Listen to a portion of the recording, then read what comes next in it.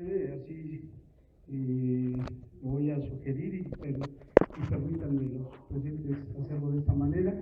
Tienen un currículo bastante amplio, sin embargo voy a hacer una síntesis de él. Voy a presentar y tengo el gusto al profesor Armando Osorio Chulín.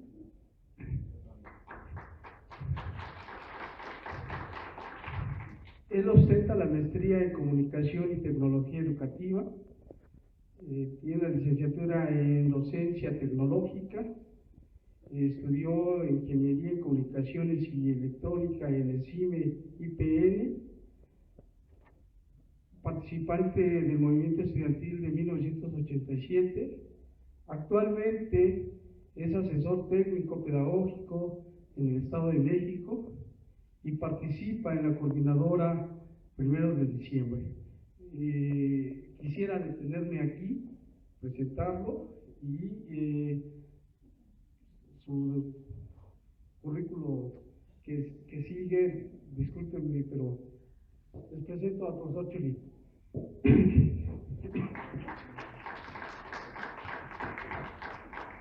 El profesor Gabriel Moreno Garibay es químico industrial, egresado del SICIE, profesor en el SICIE desde el 2002, profesor en el sistema de tecnológicos del Estado de México desde el 2000, ingeniero en la iniciativa privada, desde 1991 a la fecha.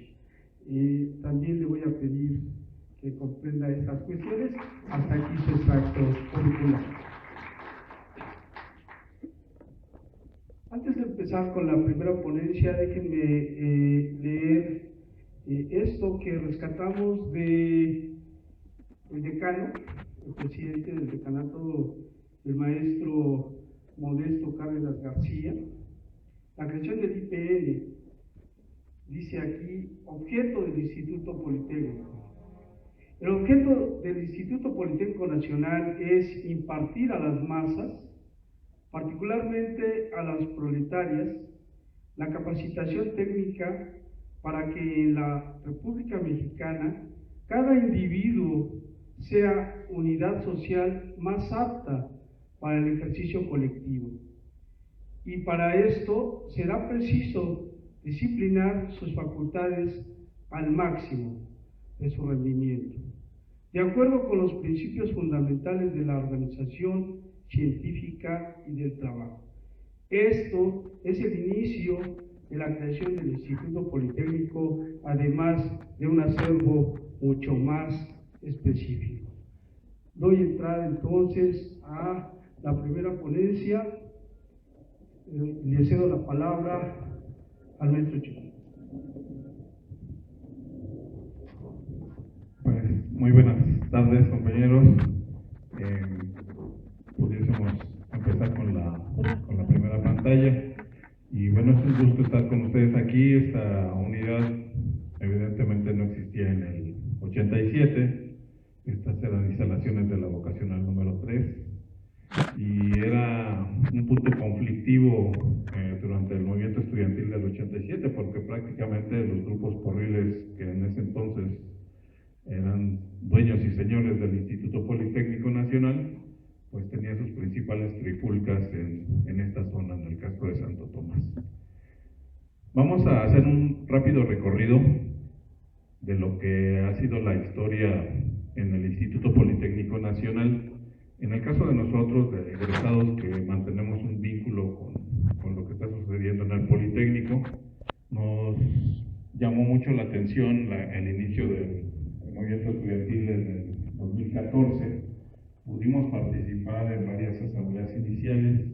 De hecho, una de las propuestas que nosotros presentamos y que fueron recuperadas en el pliego petitorio de ese año fue precisamente la posibilidad de que se realizara un congreso resolutivo en el Instituto Politécnico Nacional.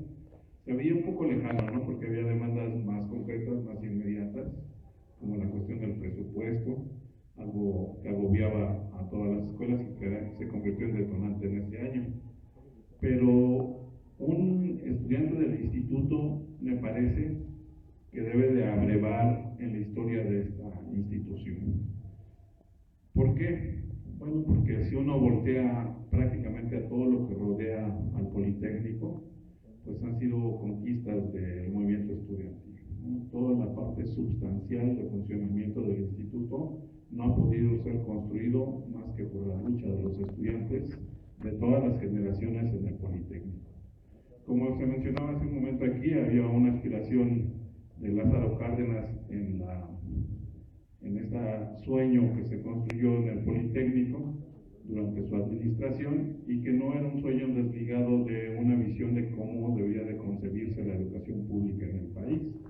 Porque ustedes, espero lo recuerden, lo tendrán presente, el Poli nació junto con otras dos vertientes educativas, las normales rurales, a quienes ahora se pretende aniquilar, liquidar completamente del panorama formativo de los docentes, y lo que en ese entonces se conocieron como escuelas prácticas de agricultura, ¿no?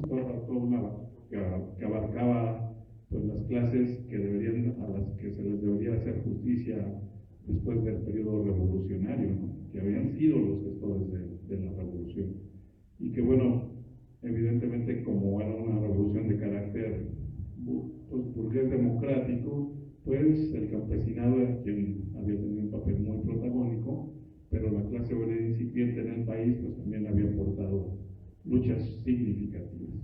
En el año de 42 ocurre un hecho muy importante, ya con el término del sexenio de Lázaro Cárdenas, pues es evidente que todos los gobiernos priistas, y eso es algo que también debemos tener presente, todos los gobiernos posteriores a Lázaro Cárdenas han venido cercenando el proyecto original del instituto.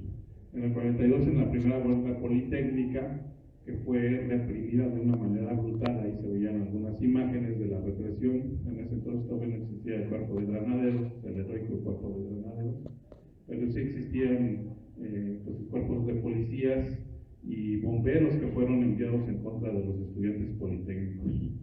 Ahí incluso habría que tener presente que es asesinada una estudiante del Instituto Politécnico Nacional a hachazos por parte del cuerpo de bomberos, ¿no? En esta represión brutal que se da a los estudiantes en el 42. Y si uno revisa las demandas, si uno revisa los pliegos petitorios desde ese entonces, aparece de manera muy continua lo que hemos venido planteando, ¿no? Pues la necesidad en ese entonces de expedir una ley orgánica, porque esta es otra de las falacias que Nuño ha venido diciendo, y bueno, pues no es, se entiende de una persona que ni siquiera ha estado, no fue formada en el campo educativo, es un tecnócrata, que era la gente que le hacía la propaganda, los business, las negociaciones a Enrique Peña Nieto para que pudiese ser promovido como presidente, y ahora está como secretario de Educación Pública, ¿no? Y él ha hecho afirmaciones de decir que el Politécnico desde su origen había estado adscrito a la subsecretaría y a la Secretaría de Educación. Y pues simplemente hay que revisar la historia para saber que esa es una falacia, es una mentira.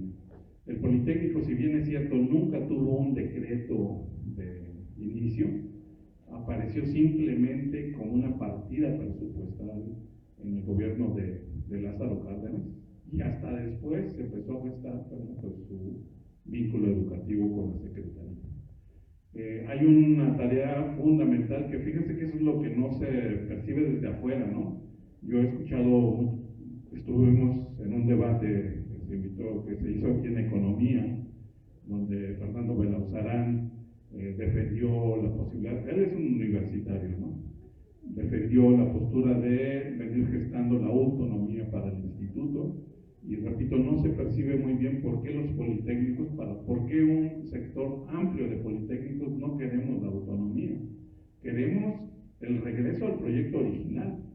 Queremos que el instituto sirva para lo que fue creado, o sea, una institución que forme y que diseñe política educativa y política tecnológica que sirva de rectoría para la nación. Evidentemente tenemos una situación radicalmente diferente a esos años, ¿no? No existe, por ejemplo, ya Pemex, buena parte de la propia compañía de luz y fuerza ha sido cercenada, no tenemos soberanía sobre el espectro radioeléctrico, y que eso precisamente provocó la huida de capitales con la debacle del peso, porque las grandes compañías transnacionales no se forman en la ventanilla, piden su pago de millones de dólares y se van del país, sino lo hacen electrónicamente. Entonces, a la medida que un país no tenga soberanía en ese espectro radioeléctrico, pues es evidente que es un país completamente vulnerable para ese tipo de situaciones. Entonces, uno revisa los pliegos petitorios y lo que les decíamos, para donde voltee uno, son producto de la lucha de estudiantes. La ley orgánica, la creación de los consejos técnicos consultivos, la creación del Canal 11, en el cual nosotros tuvimos la experiencia de la lucha contra el porrismo. Todavía las organizaciones estudiantiles controlábamos las becas económicas. Gracias a eso se llegó a un monto muy significativo, tanto en el número como en lo que se pagaba en las becas alimenticias. Todas las cafeterías en Zacatenco tenían un control estudiantil, se ponía concurso, se licitaban las cafeterías y lo que sobraba, o sea, la ganancia, no se la quedaban los estudiantes, sino la distribuían entre los compañeros que venían de provincia o compañeros que tenían escasos recursos para mantenerse en el Politécnico. Y es parte de las cosas que después se fueron formando. O sea, el Politécnico consiguió la posibilidad de tener un internado. Ustedes seguramente a lo mejor se han paseado en las instalaciones de la Escuela Nacional de Ciencias Biológicas, y una de las cosas que a uno le parecen raras cuando entra ahí es que ve unas rampas en vez de escaleras, ¿no? Y esas rampas fueron construidas precisamente para facilitar el desplazamiento de todo el mobiliario que utilizaban los estudiantes ahí. Y la historia de su surgimiento tiene que ver con este vínculo del Politécnico con las clases más desposeídas. Aquí en el caso existía el Estadio Díaz Camino, donde pernoctaban estudiantes de escasos recursos. Había un área de comedor. Esos estudiantes esperaban a que comieran los estudiantes que iban al comedor, y de las sobras comían, se mantenían, dormían a la intemperie. La huelga de 1950 se consigue que se pueda tener el Politécnico del internado, y repito, es parte de esa concepción de qué debe de ser la educación gratuita y popular. Ahora nos venden la idea de que constitucionalmente está garantizada la educación, y habría que revisarla, porque la propia Constitución dice actualmente que la educación obligatoria debe de abarcar hasta el bachillerato, cuando año con año miles de jóvenes no encuentran lugares en las instituciones que ellos han venido seleccionando. Entonces eso también es una mentira, ¿no? No se puede decir que tenemos educación gratuita cuando los estudiantes pues tienen que gastar para su desplazamiento, para su alimentación, para sus libros, para sus plumas, etc. El modelo de educación que Cárdenas y el Instituto vinieron desarrollando con la lucha estudiantil preveía eso. No tenía uno que preocuparse, no debería tener uno que preocuparse por la subsistencia, porque existían ese tipo de instituciones, ¿no? Donde uno podía estar alojado, donde tenía una beca que en ese entonces se le conocía como PRE, un capital que se le daba a los estudiantes y que eran parte de las demandas en los pliegos petitorios para que se aumentara.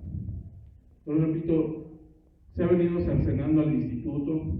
En ese entonces, en el 56, con la ocupación militar del internado, se nos quita el internado, se liquida a la única organización estudiantil representativa que hemos tenido, porque si bien es cierto en el caso nuestro, en el 87, logramos una amplia participación estudiantil, y ustedes en el 2014 y ahora más o menos tienen una organización estudiantil representativa, en ese entonces pues tenía uno que realmente tener una cobertura muy significativa. De hecho, y es una de las cosas que les decíamos a los compañeros de la AGP en las últimas reuniones, cuando se debatía si entregar o no las instalaciones de las vocacionales en paro, les decíamos que no era gratuita esta amenaza de Nuño y de Fashnar de decir, bueno, si no entregan, se va a perder el semestre. Eso ha sido histórico. Cada huelga del instituto, que además han sido huelgas muy largas, siempre ha habido esa amenaza en contra de los estudiantes. En el 56 el Politécnico encabezó un paro nacional de estudiantes. O sea, imaginémonos el grado de representatividad que tenía el movimiento estudiantil politécnico para que encabezara la lucha a nivel nacional, ¿no? Y fue una lucha triunfante, una lucha donde se aceptó dar solución a buena parte del pliego petitorio, pero se cursó una traición y una ocupación militar del instituto. Y una de las cosas que creo que todos los estudiantes y la comunidad politécnica deberíamos de exigir es el cambio del nombre del auditorio a El Queso en Zacatecas.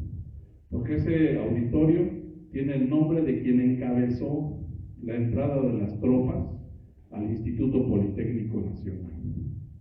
¿Sí? Entonces, ese tipo de situaciones no las podemos permitir porque es parte de nuestra historia, es parte de la historia. La Plaza Roja no se llama así por algún tipo de eslogan.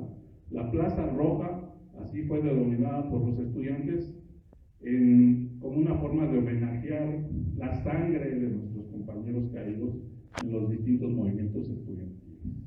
Entonces, repito, para donde volteemos, compañeros, ahí está la presencia del movimiento estudiantil politécnico. Una de las situaciones que seguramente sobre las cuales habrá que ir recuperando también la memoria es estas formas de lucha y de organización que los estudiantes hemos venido desarrollando. En el 50, por ejemplo, una de las cosas que permitieron que el movimiento fuera triunfante fue que se acordó, después de la represión, el que nosotros pudiéramos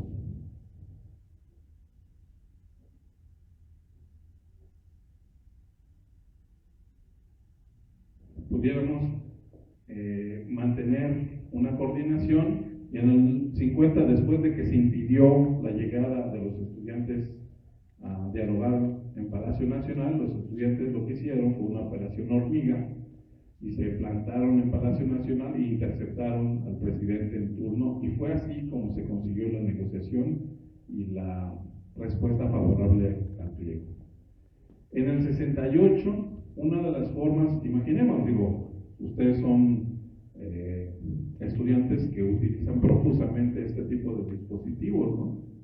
Antes a lo mejor no, en el 68 no había posibilidades de darle like a algún post puesto en Facebook o informar en Twitter, en las redes sociales a los que estamos acostumbrados. Y sin embargo, la capacidad de organización del movimiento estudiantil fue tal que estaba en la frontera de convertirse de un movimiento solamente estudiantil a un movimiento popular cuando se decidió la represión el 2 de octubre, ¿no?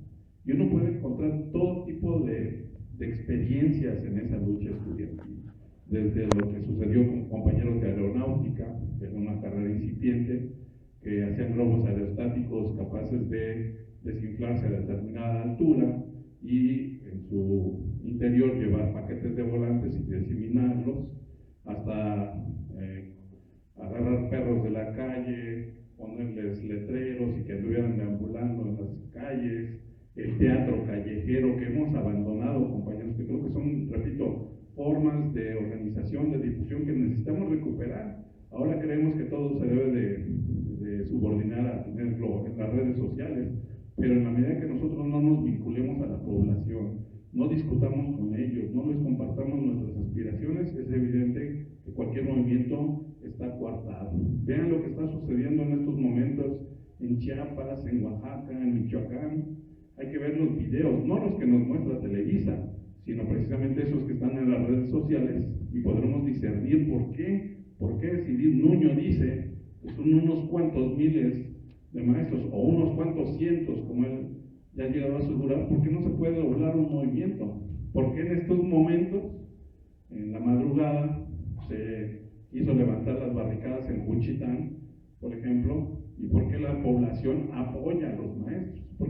¿Por qué no es cierto que se esté estrangulando completamente el tránsito en esas avenidas? Los maestros ya han aprendido, tuvieron una experiencia muy cercana, hace 10 años en Oaxaca, surgió lo que se llamaba la Comuna de Oaxaca, ¿no? La APO. Estuvo a nada de ser un movimiento que por primera vez en la época contemporánea tirara a un gobernador, ¿no? Tuvo que ir el ejército de las fuerzas federales, la famosa PFP, a hacer de todo tipo de desmanes que no han sido suficientemente conocidos. Ahí hubo muchos muertos durante esas jornadas, ¿no? Entonces, vienen de esa experiencia, han aprendido que si no lo hacen junto al pueblo, no hay movimiento que pueda resistir. Y estos días son cruciales, van a ser cruciales. Y hacemos este puente con lo que sucedió en el 68 para saber que esa potencia del movimiento estudiantil era fundamental, ¿no? Nosotros en el 87, para retomar esa experiencia, o sea, por ejemplo, en el 56 de esta huelga nacional que yo les comentaba, pues había brigadas de estudiantes politécnicos que recorrieron todo el país. En el 87 nosotros tomamos los autobuses de nuestras escuelas y hicimos recorridos en vocacionales, en escuelas superiores, porque recuperamos esa situación. Y fíjense que es parte, yo digo que es parte del ADN de los estudiantes politécnicos. Si ustedes recuerdan la asamblea convocada por la ESIA en el 2014, cuando la primera asamblea pública, ustedes pudieron observar cómo casi de manera natural se organizan brigadas masivas de estudiantes, sobre todo vocacionales y escuelas superiores, que empezaban a participar para informar al resto de las escuelas. Yo digo que es parte de ese ADN que los politécnicos tenemos, ¿no? De esa memoria que subrepticiamente se ha venido conservando pese a todo tipo de situaciones. En la época ya contemporánea, después del 68, la siguiente. Voy a hacer ese puente hacia los 70s. Solo voy a comentar muy rápidamente que, pues después del asesinato de compañeros en masa en el 68, solo hasta el 10 de junio del 71 había la posibilidad de empezar a discutir si volvíamos a salir, si los estudiantes nos atrevíamos a salir a las calles después de esa cruenta matanza. Y bueno, sucede esto, lo del 10 de junio. Ya Echeverría no solamente estaba preparando grupos de choque, sino además los grupos de choque dentro de los estudiantes, sino además grupos de choque afuera del estudiantado, pero con el sello juvenil, como fueron los halcones, ¿no? Entrenada pues en el oriente de esta ciudad, en la Cuchilla del Tesoro, en lo que es actualmente Aragón, el bosque de Aragón, reclutado del lumpen, de la gente que se vende para hacer ese tipo de situaciones. Pero este surgimiento del porrismo, repito, no es nuevo. Durante la ocupación del internado, en 1956, y se puede ver incluso en algunas de las películas, estas de blanco y negro, me parece que el título de esa película es Juventud Rebelde, donde sale el padre Lambert, que fue el coach que empezó a entrenar a equipos de americano en el Instituto Politécnico Nacional. Y bueno, hay testimonios de compañeros que pernoctaron en el internado, que dan su testimonio de cómo esos grupos, encabezados por el padre Lambert y encabezados por Alejo Peralta, pues llegaron a golpear, a madrear, como se dice, a estudiantes del internado y expulsarlos de este lugar, ¿no? Y como se hace siempre en ese país, ¿no? O en horas de madrugada, o en la nochecita, para que sea la forma más fácil de la represión aquí.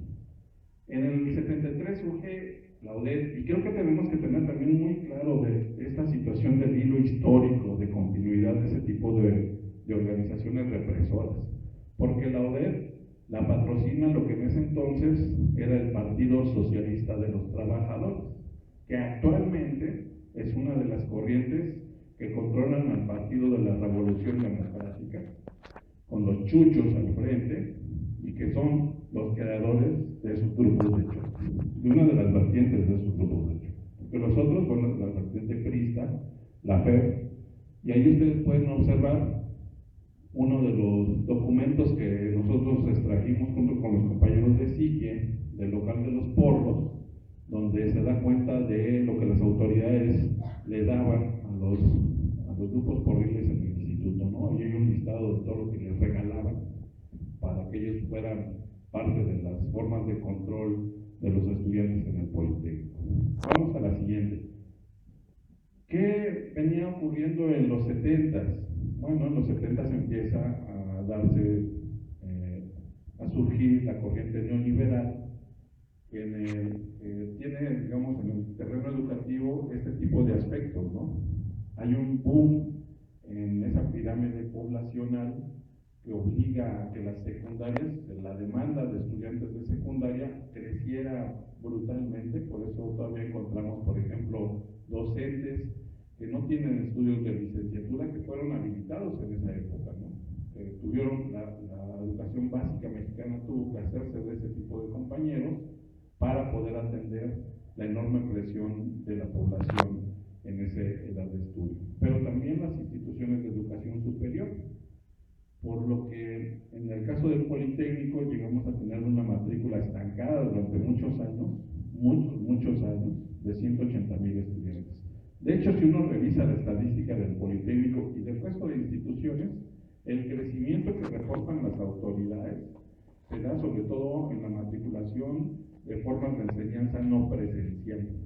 De formas de enseñanza virtual o a distancia, es como hemos venido creciendo en el país, en todos lados, porque por ejemplo en el caso de educación básica, esta situación de que ampliamos la cobertura se da sobre la base del crecimiento de telesecundarias, es decir, de instituciones donde un solo docente tiene que atender el conjunto de asignaturas, donde el Estado gasta muy poco para esa cobertura. En el caso de lo que sucedió en el Poli, pues se deterioraba como es, repito, normal. Estamos siempre siendo asfixiados económicamente. Actualmente, más del 85% del presupuesto del Politécnico se gasta solamente en mantenimiento, en pago de salarios, en la etiquetación de proyectos muy específicos, pero no alcanza para el desarrollo de la institución, para el crecimiento de la matrícula, para proyectos de investigación de envergadura que no estén subordinados a la política ya preetiquetada del país, sino que realmente vayan a pues derroteros de mayor profundidad, ¿no? La siguiente. En ese entonces nosotros todavía vivíamos un impulso de la atención de estudiantes de provincia. Si ustedes alcanzan a ver, está medio cortadas las siglas de la última imagen al centro, pero ahí todavía existían, hay unas siglas que significan Consejo Nacional de Casas de Estudiantes de Provincia, el CENSEP. Aquí en el caso, aquí mismo, frente a Economía, por ejemplo, estaba la Casa de Estudiantes de Yucatán. Pasando, digamos, desde el lado de lo que es el colegio militar, había casas de estudiantes de Puebla, de Zacatecas. Muchos compañeros que vieron truncada la posibilidad de venirse al internado, ya no existía, empezaron a crear, a agruparse, a crear casas de estudiantes y a luchar porque el gobierno del estado y federal asumiera el costo de mantenimiento de esas casas. Y ahí están las acciones que ellos desarrollaban. Y arriba también es una imagen muy significativa porque en los 80s, que es cuando surge la Coordinadora Nacional de Trabajadores de la Educación, esa imagen corresponde a cuando se pasea representativamente el féretro de uno de los compañeros asesinados en el Estado de México. Como ha sido la política también en contra del magisterio democrático, ¿no? Si no se puede cortar al dirigente, pues encarcelarlo o asesinarlo. ¿Qué había en el Poli en esos años? Bueno, pues después de dos represiones brutales, las de 68 y de 71, de que se nos impuso el control porril prácticamente de todo el Poli, sobre todo en las vocacionales, en varias escuelas superiores, pues las demandas estudiantiles estaban centradas en esos tres aspectos, ¿no? Que han sido también históricos, porque en el 71 precisamente la decisión de marchar el 10 de junio era por la defensa es lo que ya habían decidido en la Universidad Autónoma de Nuevo León, un gobierno estudiantil, un gobierno representativo, que es lo que debe de conseguirse en el Congreso Politécnico. Es cierto, nosotros planteamos los consejos técnicos, pero los consejos técnicos deben de ser representativos, no deben de ser seleccionados como se acostumbra todavía, de los mejores promedios, de que aquellos sean los únicos que puedan llegar a la representatividad, de que sea una nata del estudiantado la que llegue ahí sin tener anclaje en lo que sienten los estudiantes, ¿no? Entonces, esas formas de gobierno tienen que ser democratizadas, las mejoras académicas y en el caso nuestro, pues la defensa de los rasgos del proyecto original. ¿Qué acciones se venían desarrollando en los 80? En los 80, y es algo que le decíamos a los compañeros de la ESCA, en una plática que tuvimos con ellos, a nosotros nos decían en los 80 que éramos la generación perdida, ¿no?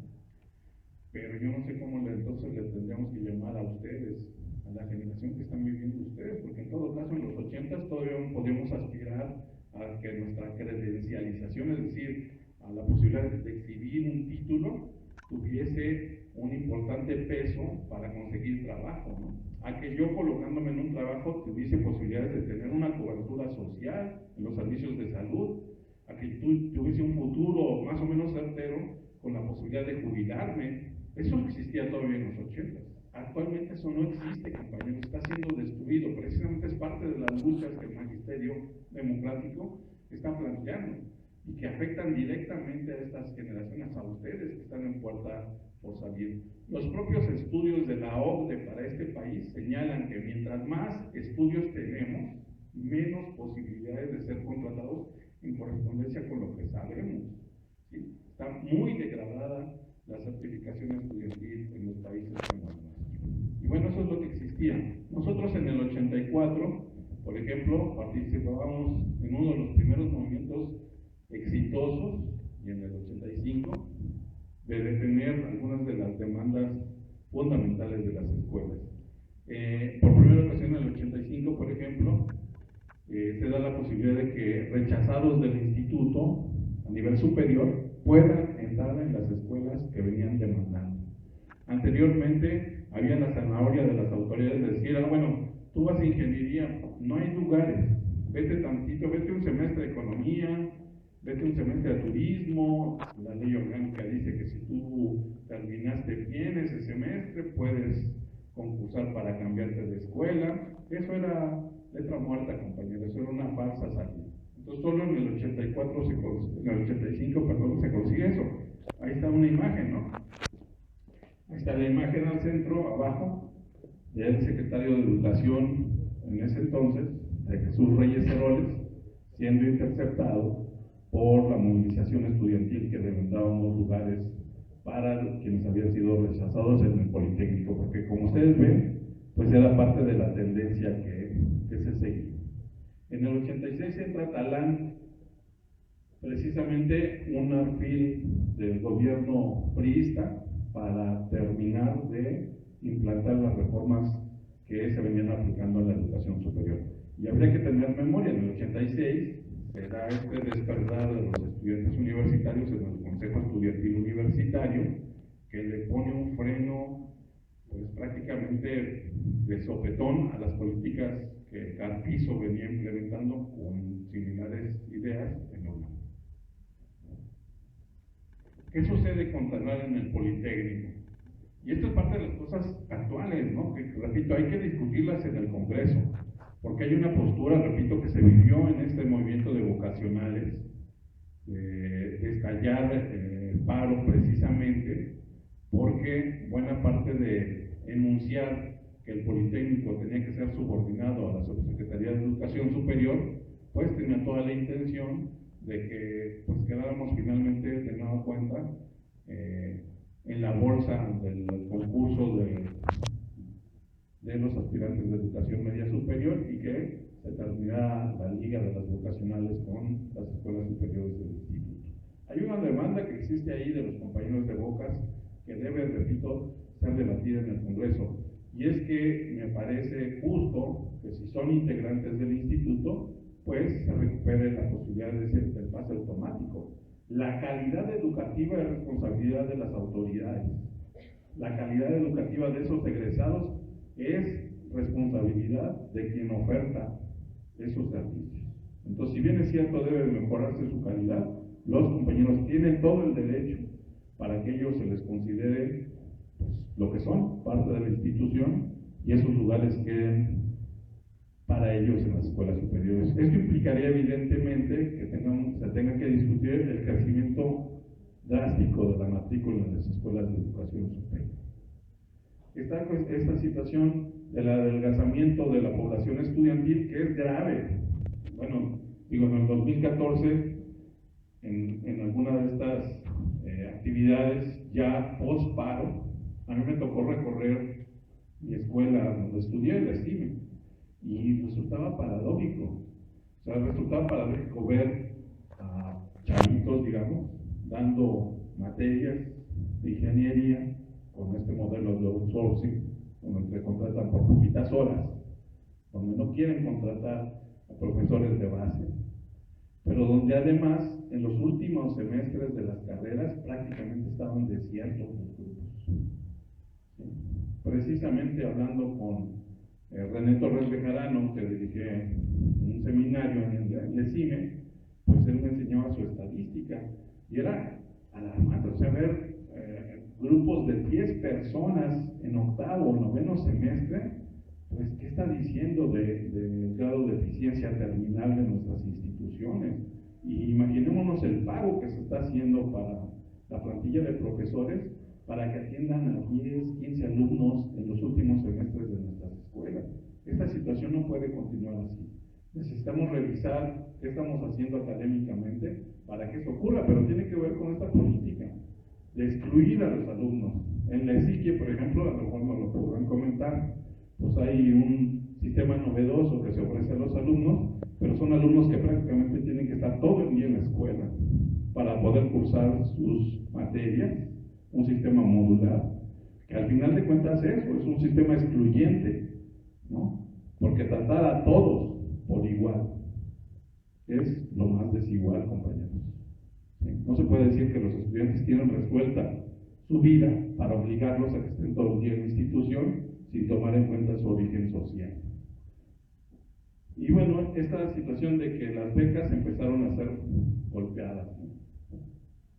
Nosotros, repito, con ese ejemplo que nos dio los compañeros del Consejo Estudiantil Universitario, recuerdo que poníamos bocinas en las cafeterías para que la gente escuchara el debate de los estudiantes, que era impresionante, ¿no? Era impresionante ver cómo chavitos de prepa, jovencitos de educaciones de las facultades de la UNAM, los ponían barridos y regados a autoridades que se habían pasado su vida en la UNAM, pero que eran incapaces de tener argumentos académicos de consistencia para la defensa del plan de estudios de Carpizo, ¿no? Y eso pegó mucho en la juventud. Ese tipo de difusión que se dio fue parte de lo que se gestó después, porque ustedes ven a los estudiantes del ESIME exigiendo foro resolutivo durante los meses de marzo y julio. Y ojo con esto, nosotros ya veníamos de ese movimiento y de un paro de un mes cuando se da el movimiento del ESIQUIE, que dura varios meses el movimiento en contra del porrismo. Finalmente, para poder darle continuidad a la plática, me gustaría que el compañero que es profesor en el ESIQUIE, que fue participante en el movimiento del 87, pues nos pudiese más o menos poner en contexto por qué los estudiantes de una escuela muy controlada, donde existía uno de los grupos porriles más sanguinarios del instituto, pudo lograr levantarse primero, conseguir la solidaridad de más escuelas y pues ver lo que a continuación va a suceder. Pero esto es dar más o menos el preámbulo muy apretado, repito, de este devenir de lo que ha sido la lucha de los estudiantes del Instituto Politécnico de Escuela.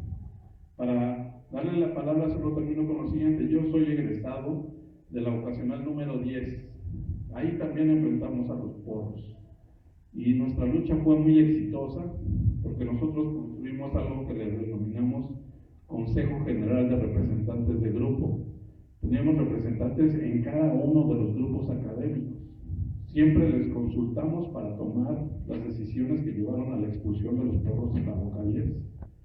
Ahí existían en el turno matutino el grupo Ricardo Flores Magón, afiliado a la FEP, y en el turno vespertino era el mismo grupo, pero afiliado a la ODE. Uno llegaba a la vocacional, habían estos corredores metálicos, no había forma de hacerse a un lado. Los porros siempre nos aguardaban sentados en esos barandales.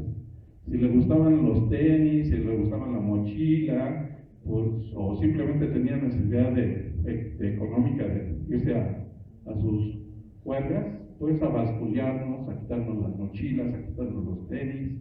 Si tú eras estudiante de nuevo ingreso, pues la forma más fácil de engancharte, te quitan tu mochila, la suben al camión. ¿Quieres tu mochila? Pues acompáñanos de compras, ¿no? Como ellos le decían, asaltar vinaterías, asaltar comercios, asaltar camiones repartidores. Entonces, esa era la vida en el instituto, ¿no? Denunciar, lo hacíamos con las autoridades, no había ningún efecto, al contrario, estaba de por medio tu pellejo, por si querías estar de valiente en contra de ellos, ¿no? Pero la única forma que encontramos de resistirlos fue eso, organizarnos grupo por grupo en contra de esa gente. Muy valientes en bola, pero cuando veían a la base estudiantil organizada, entonces no cabían de miedo. Entonces continuamos con lo de SIGIE y vamos después ya finalizando sobre algunas conclusiones.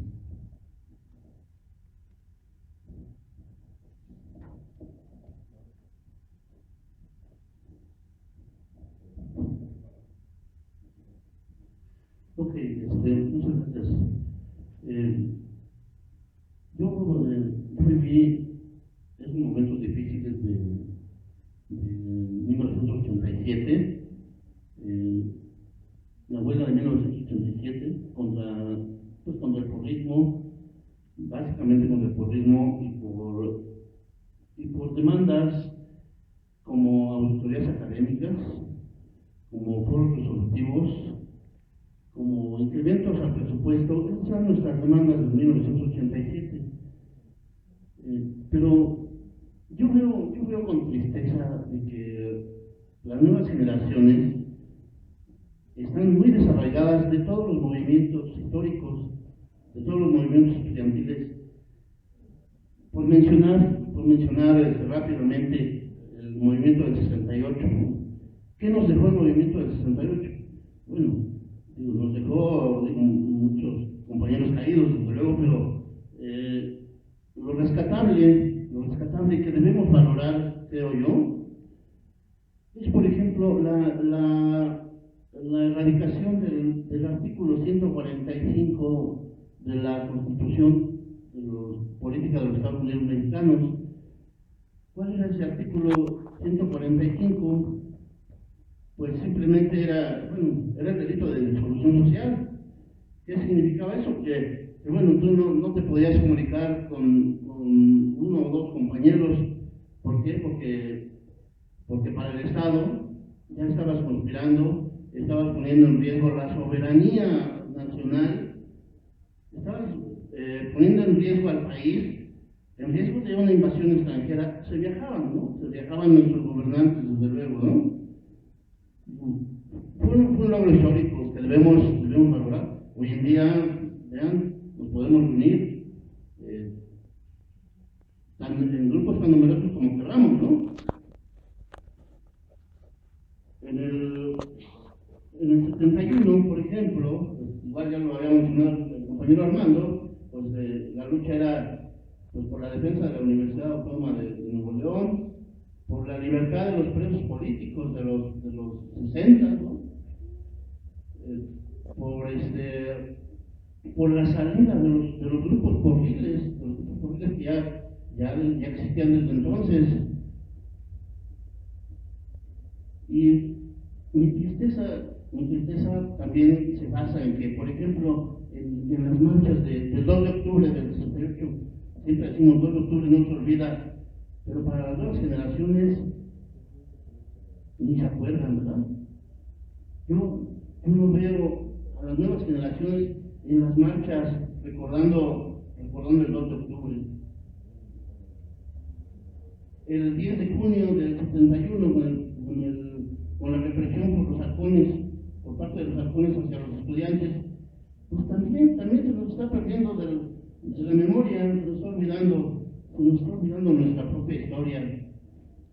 Yo creo que como estudiantes, desde mi punto de vista, creo que todos tenemos la obligación de aportar un granito para escribir la historia estudiantil a través de los años, ¿no? Ya en el 87, pues en el 87, con el enfrentamiento que tuvimos con los porros, bueno, ustedes deben de saber, si no lo saben, bueno, ellos tenían, por ejemplo, la Federación de Estudiantes Políticos tenía sus oficinas aquí en la esquina de esta acera, en la primera esquina, era la infraestructura que tenían los porros, una de tantas infraestructuras que tenían los porros aquí en el Instituto Politécnico Nacional. Ellos sí tenían presupuesto, los estudiantes no teníamos presupuesto, no había presupuesto, nunca había presupuestos para material de laboratorio, para viajes de prácticas, para eso no hay presupuesto, pero para los grupos de represión siempre ha habido presupuesto. Para ellos siempre ha habido becas, ha habido plazas, ¿no? Ha habido plazas para ellos. Muchos de ellos están hoy en día cobrando en el gobierno.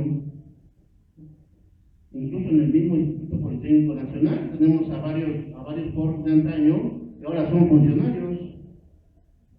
Bueno, el papel de ellos, pues desde luego era la represión, para evitar la organización de los estudiantes, ¿no? Y aquí vemos en la imagen una asamblea en el queso, ahí en el auditorio A de la Plaza Roja, donde estaba toda la exigie. Éramos ahí, en ese entonces éramos como de 2.500 a 3.000 estudiantes. Ahí estaba toda la exigie en contra del porrismo, en contra de aquellos malos maestros, de aquellos nombrados aviadores, ¿no? Creo que todavía existen por ahí ese tipo de personajes, ¿no? Pero bueno, el enfrentamiento contra los porros, pues sí, desde luego, como lo mencionaba el compañero Armando, pues era porque te golpeaban, ¿no? Te asaltaban, te llevaban a fuerzas a los partidos de fútbol americano. Si no ibas, te rapaban, te aventaban a la alberca, te quitaban todas tus pertenencias. Pues a las compañeras, desde luego, les faltaban al respeto, desde luego. Y bueno, hubo muchos pasajes de violencia contra los porros. Nos recibieron a tiros ese día, esa vez, el 23 de octubre de 1987, fuimos blanco de una balacera por parte de ellos. No, afortunadamente, como pudimos, nos escondimos detrás de los árboles que están ahí en la unidad de Zacatenco, y afortunadamente nadie salió herido. Pero pues ellos siempre estaban armados, ¿verdad? Armados, estaban protegidos. Ese tipo que ven ahí de la gabardina era un tipo que llevaba mínimo 10 años en primer semestre. Y ahí lo mantenían nuestras flamantes autoridades. Lo tenían ahí, pues desde luego, para controlar a los de nuevo ingreso, ¿verdad? Ahí está Miguel Hernández de Gadillo, el Toby, un tipo que apareció ahora en el movimiento de 2014, me parece. Por ahí apareció en público, que fue uno de los más sanguinarios porros de ahí del área de Zacatenco, era del terror de la CIME, de la ESIA, de SICE, de Textil, de FM, de Ciencias de la Tierra. Ellos eran los reyes, eran los amos. Y bueno, vemos de aquel lado, en la extrema derecha, vemos al compañero Armando, ya lo reconocieron. Pero bueno, creo que ese movimiento del 87, pues sí nos dejó un legado, El hecho de que se desaparecieran oficialmente esos grupos por a la FED, a la ODED, que todavía andan por ahí sus dirigentes, el famoso Johnny, no sé si lo han escuchado hablar de él, Alfonso Torres Saavedra, ¿no? Un tipo como gorila, ¿no? Negro, pelón, sanguinario, desde luego, no puede faltar ese adjetivo. Ahí es algo que les mencionaba yo, fuimos objetos de una balacera allí en Zacatenco. Y nuestras autoridades, pues jamás hicieron nada por castigarlos hasta que los estudiantes organizados logramos expulsarlos a través de la vía, pues de la vía legal un tanto y de la vía de los golpes también, ¿no? Ahí tenemos son varios pasajes. Ahí le tuvimos a un porro de la Boca 10 llamado, no me acuerdo el mínimo, Maximino Arias el mínimo, no me acuerdo sus apellidos, pero lo enjuiciamos ahí en la dirección general y nuestras autoridades se lavaron las manos. Se presentaron pruebas de las agresiones que habían sufrido los estudiantes a manos de estos tipos, ¿no? Con pruebas.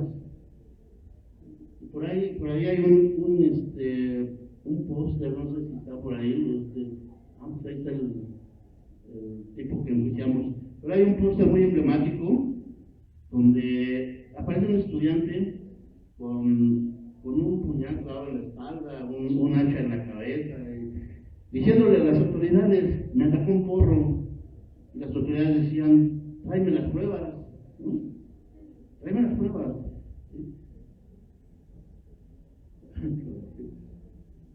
Pero, bueno, creo que debemos de valorar en su justa dimensión cada uno de los movimientos. Desde luego el movimiento del 87 fue totalmente distinto, ¿verdad? Los del 68 a los del 71. Ahora en el 2014 la lucha fue por la defensa de la educación para que no fuera tecnificada la educación superior, porque ya no querían licenciados, ya no querían ingenieros, querían puros técnicos. Gracias al movimiento de 2014, usted recordará la famosa frase de Osorio Chong, cuando aparece con su camisa, ¿no? Anunciando que la educación superior no se tecnifica. Ese fue un logro del movimiento estudiantil del 2014. Hoy en día recordemos el movimiento de las vocacionales por su no desincorporación al instituto. Pero ¿qué sigue? Todavía no podemos dormirnos en nuestros laureles. ¿Por qué? Porque sigue el ataque de este gobierno que impulsa una autonomía del instituto, impulsa la desaparición pues de las prestaciones de los trabajadores, que impulsa la pérdida de la gratuidad de la educación hacia los estudiantes. Si se da una autonomía, los estudiantes al rato van a tener que pagar por todo, por inscripción, por constancias, por credenciales. En lugar de que les den becas, ustedes van a tener que pagar. Bueno, habría que analizar más profundamente todas las desventajas que nos traería una autonomía que está siendo impulsada desde el gobierno, desde Dirección General, desde Secretaría de Educación Pública, desde Presidencia de la República y tal vez desde más arriba, ¿no? Por eso creo que debemos estar alertas a todos los movimientos que haga este gobierno. Yo quiero finalizar esta participación parafraseando una situación que dice: desgraciadas aquellas escuelas en donde los estudiantes no hagan temblar a sus autoridades. Tenemos que defender al Politécnico todos, es obligación de todos, tanto de estudiantes como de profesores y de trabajadores. Mientras, gracias.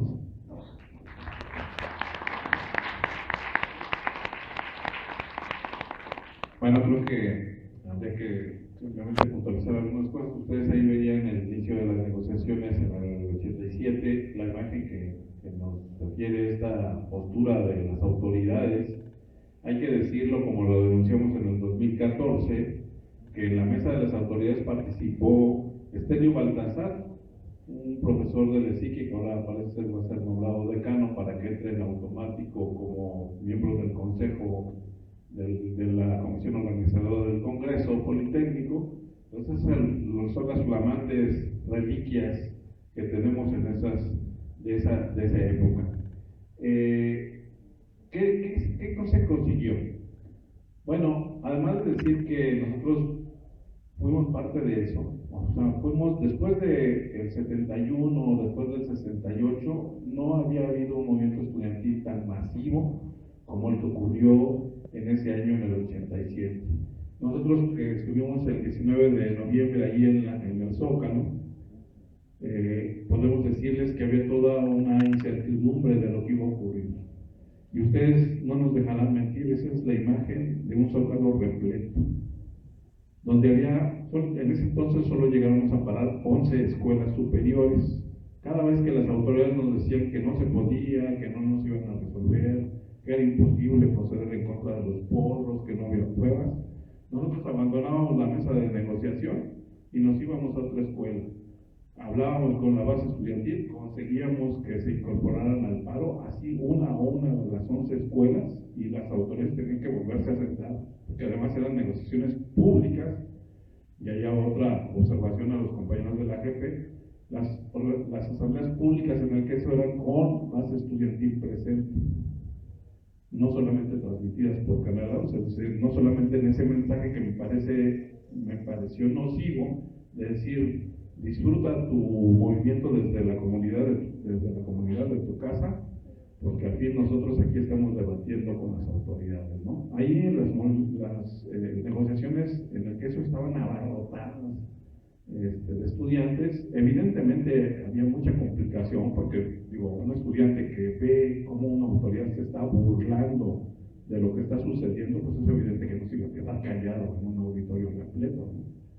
Entonces, pero era la mejor forma de hacerle sentir a las autoridades la presión de la masa estudiantil organizada, movilizada en ese entonces. Y ustedes pueden ver ahí había compañeros de vocacionales que no estaban en paro. Ese día las autoridades, como lo suelen hacer, para impedir la participación y que nosotros pudiésemos llegar a más escuelas, decretaron el día de asueto en las vocacionales y en varias escuelas superiores, con la esperanza de que la gente se desmovilizara, y ocurrió lo contrario. Ahí hay estudiantes de escuelas que no pararon, pero que fueron a la manifestación de ese día. ¿Qué se consiguió? Bueno, nosotros, que es otra de las cosas que vemos que es muy tangible, ese movimiento consiguió cosas muy tangibles. Quizá ahora hay un pliego que las autoridades dicen que se ha resuelto, le dicen a la AGP que se ha resuelto, pero pues la verdad no vemos muy claro cómo es que se puede interpretar que lo que se exigió se ha cumplido. Ahora sigue la policía bancaria en estas instalaciones. Como lo decíamos en la otra escuela, el propio reglamento interno del instituto y la ley orgánica plantean muy claramente que la única persona a la que un estudiante o cualquier persona ajena al instituto puede mostrarle su acreditación como miembro de la comunidad no es a un policía, sino es a otro docente, a otra autoridad del instituto. Es decir, aquí en todas las escuelas se está violando la reglamentación interna de nuestras instituciones al dejar en manos de la policía la administración del ingreso a las mismas. Eso fue lo que se consiguió, compañeros, algo completamente tangible. Este edificio que les relatábamos, donde enfrente está el kinder que en existía, donde eran balaceras interminables, peleas, un campo de batalla aquí y en el cuadrilátero. Nosotros en el 87 intentamos entrar a la ESCA y no lo hicimos por varias razones muy visibles, ¿no? Ahí nos esperaba gente de la FEP, armados con ametralladoras, con pistolas, resguardando las instalaciones para que ni siquiera pudiésemos dar información en los grupos académicos, ¿no? Así era la vida en el instituto. Entonces consiguió que se cerraran esas instalaciones.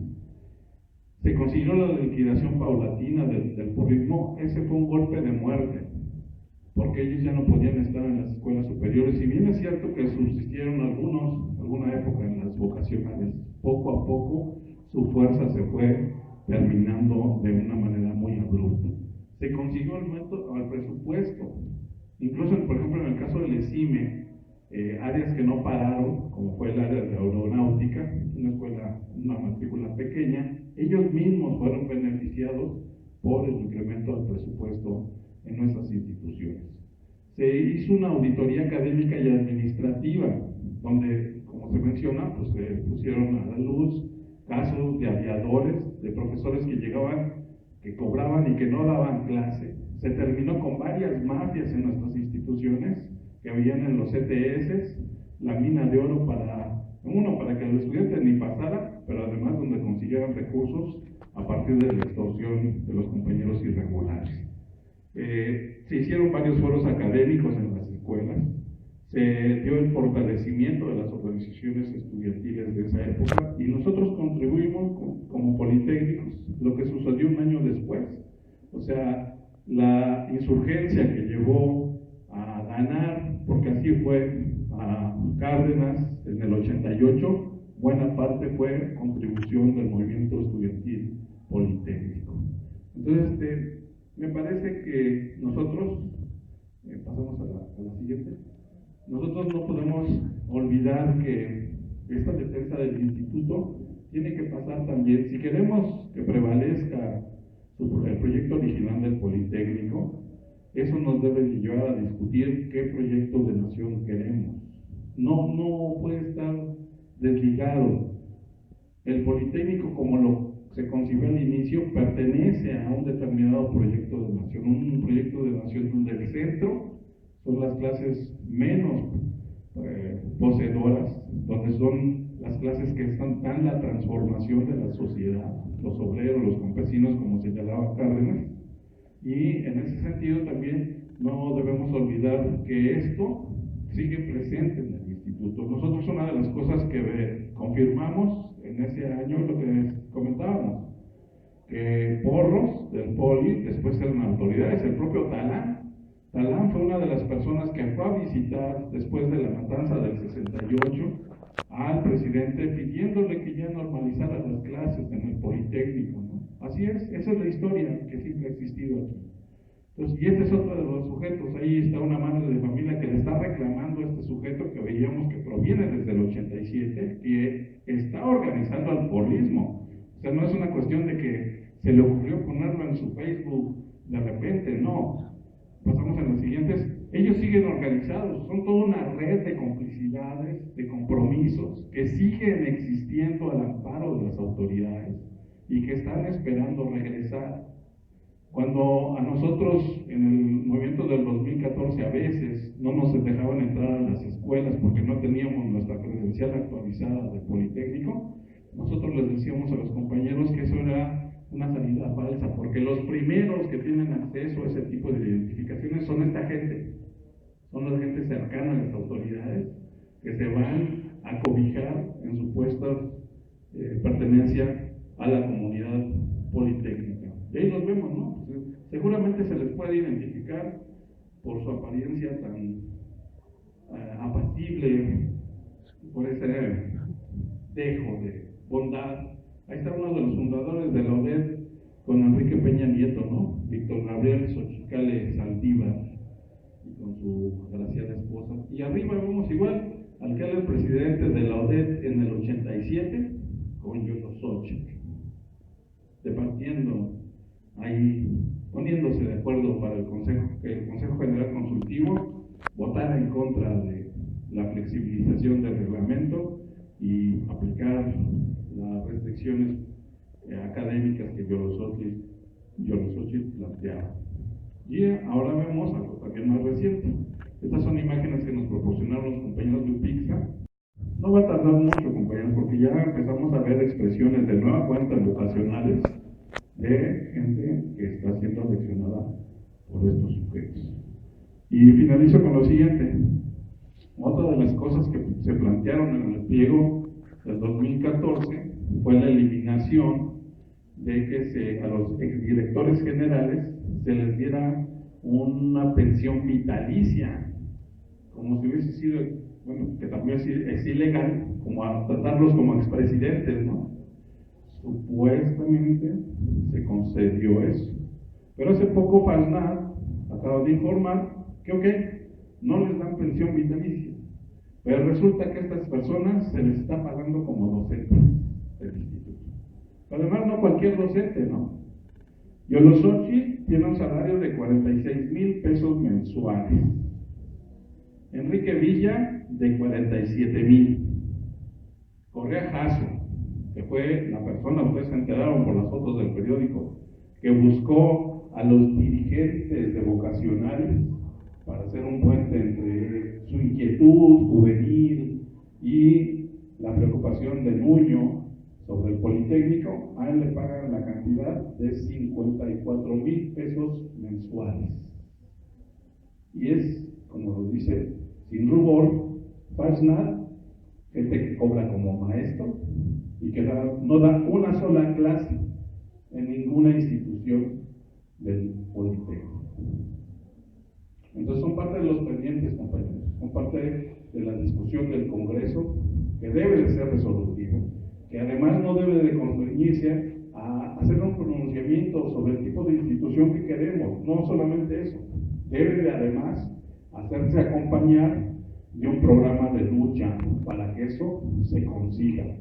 Porque ahí están miles de firmas en lo que acaban de aprobar los diputados, la ley de 3 de 3 en contra de la corrupción, que fue cortada en lo fundamental, ¿no? El artículo 29, donde dice: si yo, diputado, senador, presidente municipal, presidente de la República, veo que en la declaración patrimonial que voy a hacer me puedo sentir expuesto a la delincuencia organizada, no lo hago. Y es lo mismo que nos va a pasar con un Congreso resolutivo, que se turne solamente a las instancias correspondientes, que es el Congreso de la Unión, como señala la ley orgánica, los facultados a hacer modificaciones en la misma y que le hagan a nuestra propuesta lo que ellos acostumbran a hacer, ¿no? Entonces sí necesitamos una discusión de fondo, pero también mucha previsión de lo que ha sido la historia del instituto, para no creer que por las buenas nos van a regresar todo lo que nos han quitado. Gracias.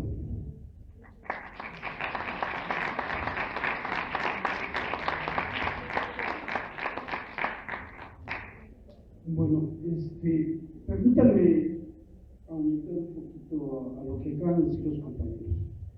Miren, un servidor, como ya varios saben, estuve adentro de las negociaciones con los funcionarios federales y los compañeros de la mesa de diálogo. Esto sucedió en el 2014, bien lo saben ustedes. El recorrido histórico que acaba de hacer el compañero Chelín y el compañero Gabriel Moreno es en consecuencia a esto último, de que desde el 2014 hasta el 2016, en que las vocacionales hace poco dejaron de tener su paro, donde el grado de adultez de algunas escuelas de nivel superior, que bien dijeron, bueno, pues es que nosotros no apoyamos el paro de las vocacionales, pareciera que son dos politécnicos, uno de media superior y uno de superior. Pero se olvida también posgrado, y se olvida también los egresados, y se olvida también los investigadores, que en el Politécnico no hay una forma marcada de decir quién es investigador. El docente es investigador al mismo tiempo que docente. Ahora bien,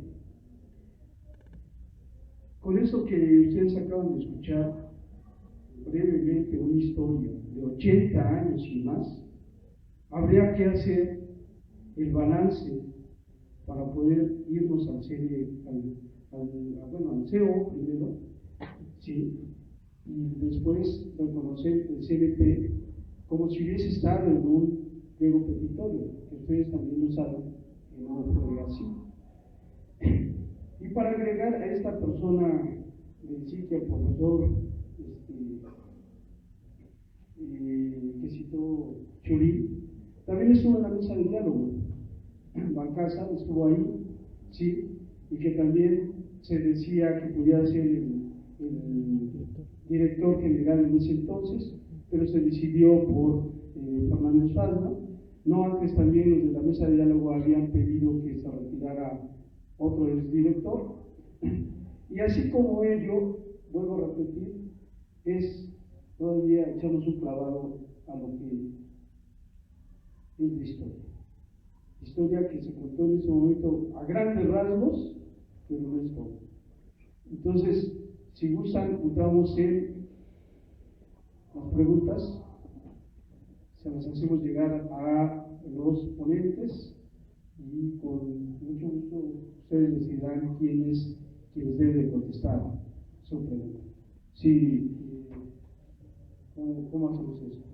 Ustedes nos hacen favor. Ahí está Laura, nos va a hacer favor.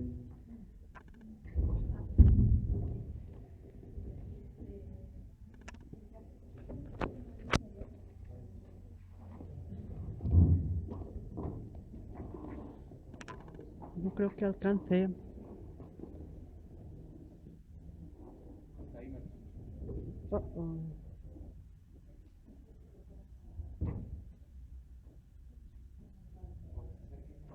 Sí. Pediría e invitaría a los que quisieran hacer una pregunta, pudieran hacer una favor de acercarse, por favor.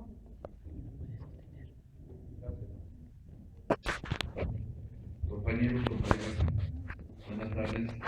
Soy el profesor Salvador Rodríguez Pérez, con 40 años de servicio en el Politécnico, en la Escuela de Economía.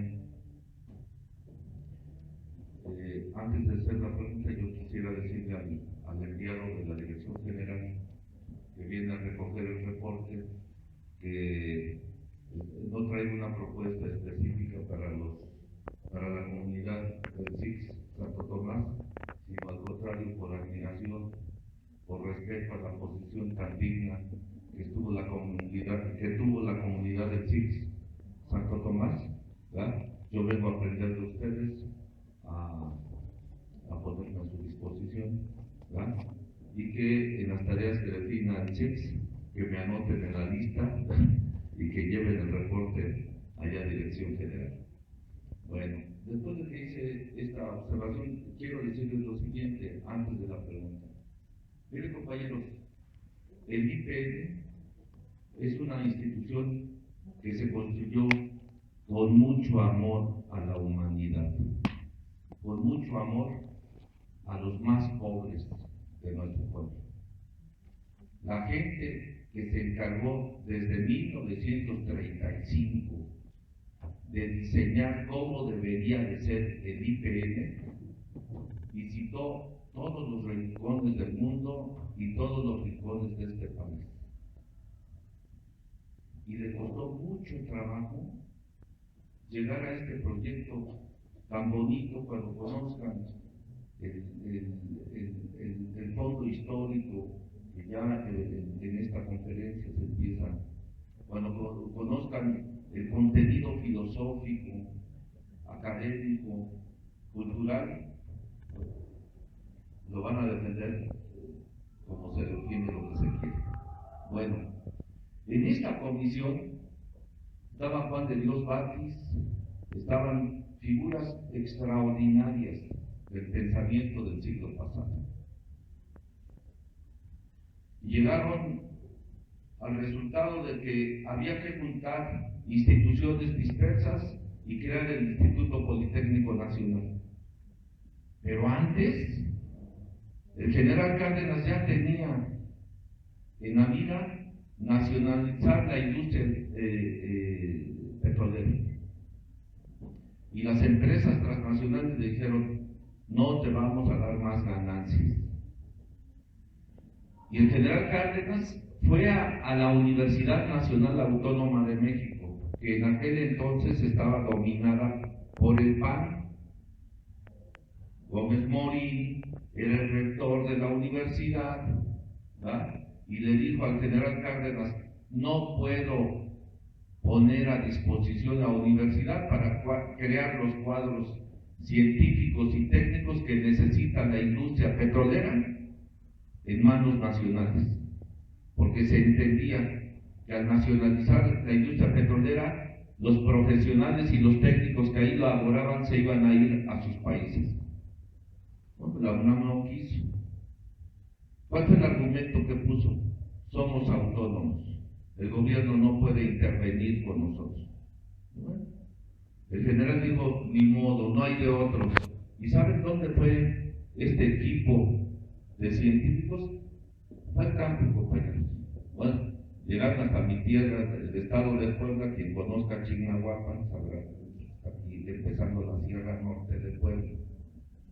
Llegaron a todos los rincones y les dijeron que sus hijos se vayan a estudiar a la Ciudad de México. Y bueno, pues no estaban acostumbrados a dejar a los hijos. Decían, no, ¿cómo los dejamos ir si dependen del maíz, del frijol que se levanta por temporada? Entonces dijeron, les vamos a poner un internado. Los convencieron. Llegaron aquí, se instalaron en los hoteles del centro. Ahí estaban. Y les dijeron, vamos a construir la unidad en la hacienda de Santo Tomás. Pero se enteró el dueño de la hacienda, compañeros, que iban a tomar, que nuestros ancestros iban a tomar la hacienda. Y entonces llamaron a los tercieros y todo, y dijeron, vamos a defender la hacienda. Y se armaron y todo.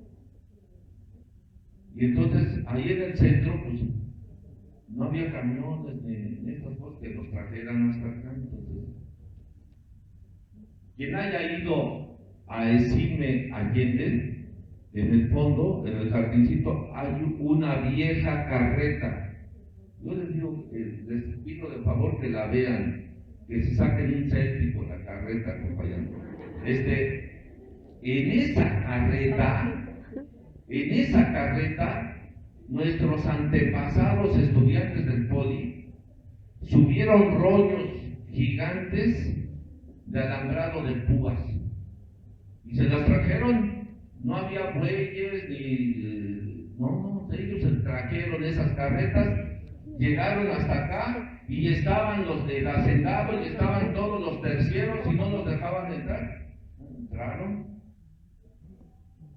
No pudieron apoderarse de todo, de toda la hacienda, que llegaba hasta Clavería y que llegaba hasta ahorita lo que sería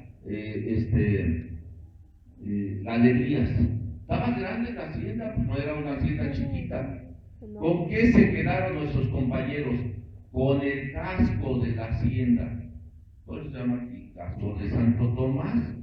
Entonces dijeron, nos van a acusar de robo. Entonces empezaron a poner cercas y a alambrar con púas y dijeron, aquí nos vamos a quedar. Pero para que no nos acusen de robo, vamos a sacar a todos los animales, y empezaron a sacarlos. ¿Ah? Y se quedó una burrita blanca.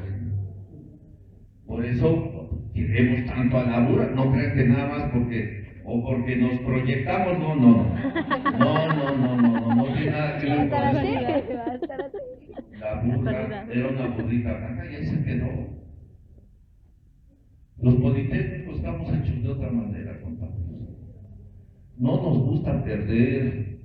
Yo vine aquí a esta escuela cuando estaba en el paro. Qué hermosa escuela, carajo. Yo dije, si pudiera echar para atrás el tiempo, no me iba a economía. Perdón, discúlpenme, bueno, mis alumnos allá en economía, discúlpenme, yo no hubiera venido al CIS. porque tienen un contacto directo con el pueblo. O sea, casi en forma natural dicen, es extraordinaria la medicina curativa. Pero carajo, la medicina preventiva es bellísima, compañeros. La peor de la medicina preventiva es mejor que la mejor medicina curativa. Entonces, uno se enamora de los del sexo, compañeros. Dice uno, ¿qué terquedad con la democracia? Porque las autoridades se acuerdan que decían, no, basta porque llamemos y se van a meter todos. Y no, decían, no, algo está pasando. Defendieron. Yo les pregunto una cosa, compañeros, si no hubieran hecho el paro los del CIX, si no hubieran hecho el paro los de las vocacionales, ¿creen ustedes que fue un error de hacer? ¿O ellos querían quitarnos las vocacionales? No tendríamos las vocacionales, compañeros. Ustedes, los alumnos de esta escuela, son unos niños héroes, como lo son los de las vocacionales. Defendieron lo que a nosotros nos hubiera costado mucho trabajo entender. Yo los felicito, compañeros. Yo digo, yo soy del CIX, ¿no? Fíjense, pero la lucha por la democracia no es tan sencilla, ¿eh? Fíjense, cuesta trabajo que uno diga lo que es. Yo les voy a decir, yo soy socialista. Yo creo que el capitalismo no tiene posibilidades de resolver los problemas de la humanidad, de la naturaleza, y cuando la hace nos va peor, ¿no? Cuando intenta resolver, pero no estoy loco. No voy a construir el socialismo en el poli, ni mucho menos. Vamos a luchar juntos, a construir la democracia, pero la de veras. Que no parezca democracia, que sea la de veras.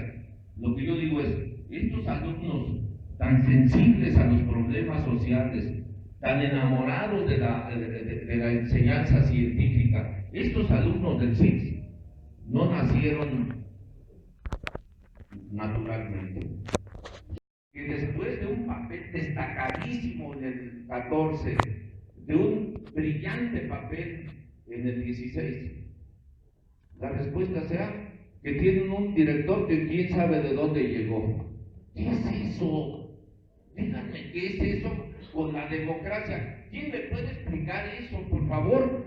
Yo digo, maestros tan calificados, tan enamorados de su institución, etcétera, y el que llega ajeno aquí trae otros ajenos. ¿Qué es eso? Díganme, ¿qué tiene que ver eso con la democracia? Igual que en el 2014, que peleando y todo, y nos llega a faltar. ¿Quién lo conocía, compañero?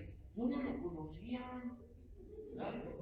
Él dio a conocer lo que ganan los exdirectores, pero no da a conocer lo que gana. Él gana como 200,000 pesos. ¿Qué es eso?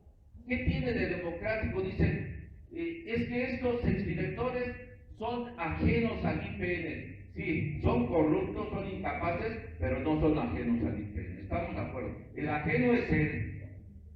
Como es ajeno el secretario general o el presidente de la Comisión Ejecutiva de los Maestros, que ni conocía el público, cuando llegó, él fue secretario general en Tampico, Tamaulipas. Ahorita es diputado. Llegó un viernes a las oficinas de Venezuela y le dijo a 2 miembros de la Comisión Ejecutiva, les pido un favor, mañana vengan a las 9 de la mañana, y le dijeron, ¿para qué? Vienen a conocer el Politécnico. Él es el que nos representa a nosotros, los maestros. Es ajeno. El secretario general de la sección 11 es ajeno al Poli. Los ajenos vienen a decirnos cómo comportarnos. ¿Verdad? Bueno, perdón por los funcionarios que estén aquí y que sean muy cercanos al director. Díganle que yo no estoy de acuerdo. No lo conozco, no estoy de acuerdo que sea director de esta escuela. Que yo quisiera que el director de esta escuela fuera una maestra o un maestro de esta escuela, y que en cada escuela fuera la comunidad la que nombrara a sus funcionarios, etc. Que se lo diga y se lo digo yo también en su cara, ¿no? Entonces, por por último, quiero decirles lo siguiente. El día 23, la semana que entra, en la Escuela de Economía, a las 2 de la tarde, maestros, estudiantes y trabajadores del Politécnico vamos a formar un frente que se va a llamar Frente en Defensa del Politécnico. Nosotros los esperamos, ¿no? Ojalá y se den una vuelta, va a ser a las 2 de la tarde en el auditorio de la Escuela Superior de Economía. Y de una vez les anticipo, para que no vayan a decir que uno los sorprende. El día 4, la AGP y la Dirección General dicen, vamos a instalar la mesa de diálogo, la comisión organizadora del Congreso. ¿Les parece bien que ellos se reúnan donde se van a reunir con sus agüitas, su comidita y todo? Y nosotros nos podamos reunir ahí abajo del sol, en la Plaza Roja, y que les digamos, no queremos que trabajen en vacaciones a nuestras espaldas, ¿verdad? Hagan un congreso, ¿verdad?, del que deba de enorgullecerse la comunidad politécnica. Porque miren, bueno, ya tengo más de 65 años, nada más les digo lo siguiente: lo peor que le puede pasar a uno es entregarle a sus hijos y a sus nietos una institución peor que la que recibió. O sea, yo recibí un IPN distinto, mucho mejor que el que hoy le puedo dejar a mis nietos. Y antes de morirme, pues le voy a echar ganas, ¿verdad? Y lo vamos a construir entre todos, como si fuera una masa de plastilina, y entre todos les vamos a dar un rostro bello a nuestro instituto. Ojalá y el resultado no sea un Frankenstein, ¿no? Entonces, sí, que hagamos una cosa bien hecha, así como los maestros de esta escuela y los trabajadores hacen estos alumnos tan bien hechos, que hagamos una escuela bien hecha y un instituto bien hecho. Yo una vez les digo, yo paso con los puestos, pero estoy de acuerdo que hay gente honesta que puede ocupar posiciones. Entonces, de una vez, públicamente me comprometo, no lucharía por ninguna posición que no fuera a dar clases frente al grupo, pero me gustaría que los maestros democráticos, científicos, fueran los funcionarios de las escuelas. Eso sería todo. Muchas gracias.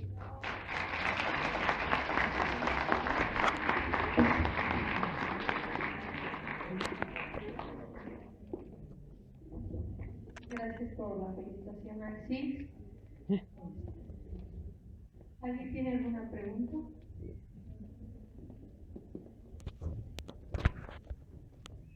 Buenas tardes, muchísimas gracias por haber venido. Me presento, yo soy Manuel Pineda, estudio psicología y soy estudiante representante de la Educación EP. Me surgen dos dudas muy puntuales a partir de toda la perspectiva y la información que nos traen.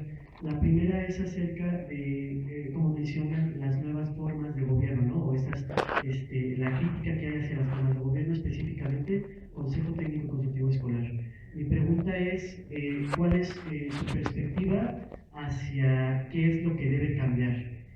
Como tal, la estructura, por ejemplo, de un órgano representativo o los procesos por los cuales, ¿no? Hablando del proceso, por ejemplo, como menciona esto de la nata, que son los compañeros que solamente estos pocos son electos, refiriendo a procesos. De estructura, si usted considera o tiene alguna opinión acerca de si realmente es representativa tanto a nivel técnico como general. La segunda pregunta que tengo es acerca de lo que menciona de recuperar o traer a la discusión el tema de pase directo de compañeros de vocacional, considerando como todas las implicaciones, no siendo más particulares. Yo recuerdo que en algunas discusiones, en otras asambleas, en algún momento a mí me surge, por ejemplo, la duda de que si se llegase a hablar de un pase directo, obviamente habría que considerar, por ejemplo, compañeros de provincia que de nivel bachillerato quieren entrar a nivel superior, más o menos como qué otras implicaciones hay que considerar que involucra el pase directo. Esas serían mis dos preguntas puntuales. Como mecánica que les hace, si pudiésemos expresar las preguntas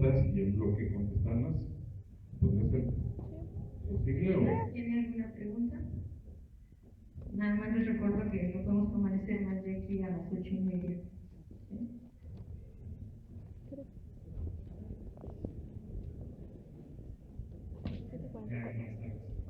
Yo estoy en esa parte de la decisión de volver a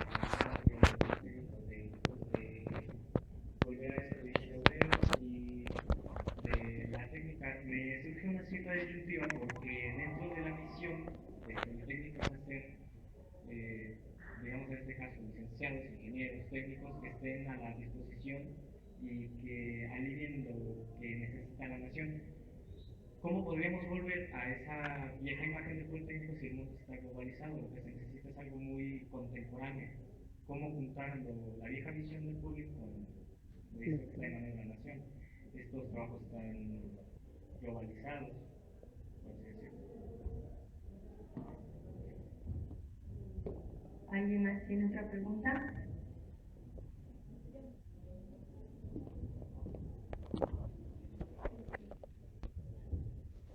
Bueno, yo también soy de psicología. Hablaban en sus diapositivas que alrededor de los 80 es cuando se da, viene el proceso neoliberal en México. Y me llamó mucho la atención el punto que ponían que la movilización social se empezó a perder.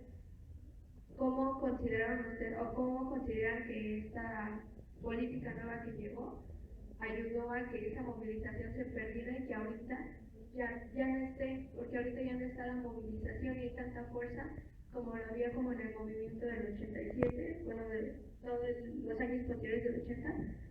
Entonces es como, ¿qué se podría hacer o qué piensan ustedes que faltaría para llamar la atención de la comunidad y del pueblo en general?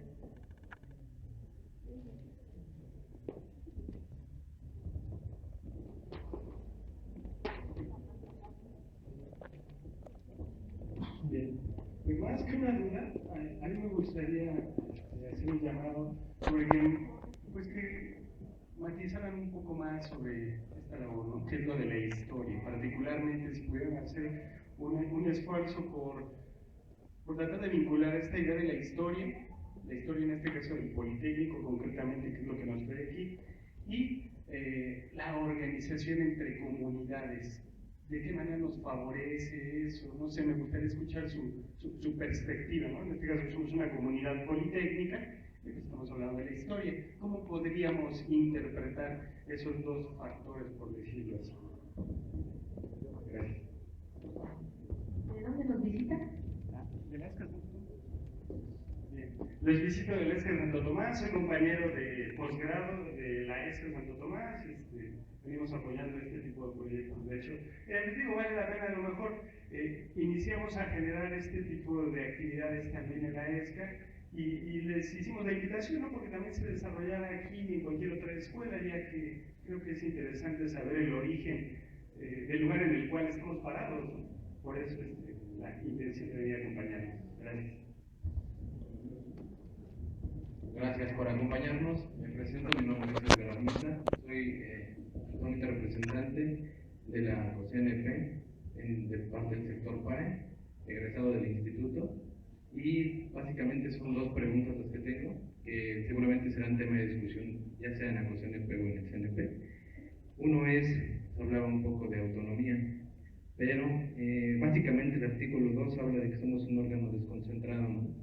Seguramente se discutirá en este congreso la cuestión de pasar a ser un órgano descentralizado.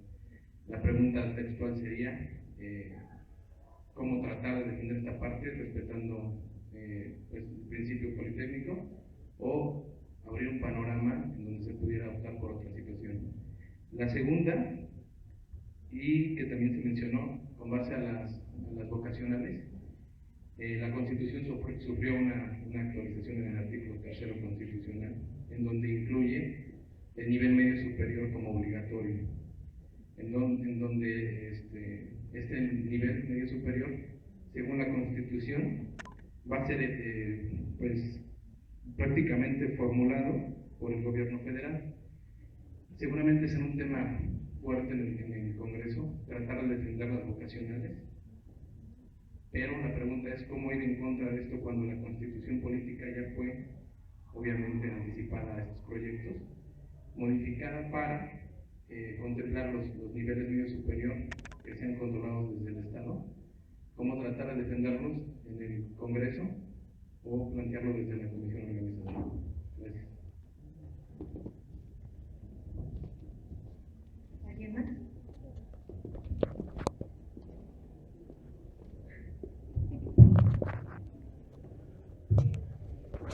Mi nombre es Jocelyn, igual vengo de psicología, y mi pregunta es, ¿ustedes por qué creen o a qué se debe la indiferencia que tienen los alumnos para, tanto para las movilizaciones como para la información y eso que se está llevando a cabo, que es el CNP?